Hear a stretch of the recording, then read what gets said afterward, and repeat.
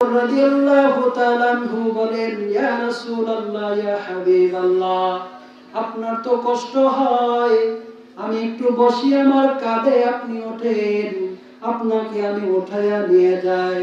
নবী বলেন, ও আবু বকর, তোমার তো কষ্ট হবে।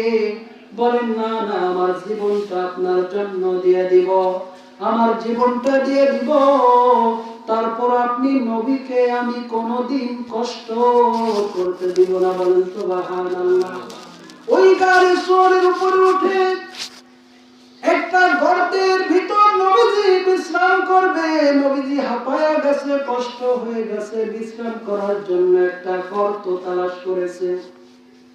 ওই গর্তের ভিতর নবীজি আগে আবু বকর নেমে গর্তটা পরিষ্কার করতে লাগলো।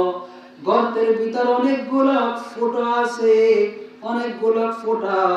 আবু বকর রাদিয়াল্লাহু তাআলা আনহু ওই গর্তের ফোঁটাগুলো নিজের চাদর ছিল, ওই চাদর মোবারক ছিঁড়ে ছিঁড়ে বন্ধ করতেছে। না বুঝে এই ফোঁটা থেকে আমার নবীকে কোনো পোকামাকড় আঘাত করে। ফোঁটা বন্ধ করতে করতে একটা ফোঁটা বাকি আছে, কিন্তু চাদর শেষ হয়ে গেছে। আল্লাহর রাসূল ওই গর্তের ভিতরে ঢুকে আবু বকরের রানে মাথা রেখে একটু বিশ্রাম করতেছে। ওই একটা যেই ফাঁকা বাকি রয়ে গেছে, আবু বকরের পায়ের বুড়ো আঙ্গুল দিয়ে ওই ফোঁটাটা ঢেকে দিয়েছে। ওই গর্তের ভিতর ছিল বিষধর এক সাপ। ওই সাপে জানতো দিনের নবী যখন হিজরত করতে যাবে, এই গুহায় তিনি ভ্রমণ করবেন, এখানে তিনি বিশ্রাম করবেন। ওই সাপ বের হতে পাইতেছে না, শুধু ওই আঙ্গুলের কারণে।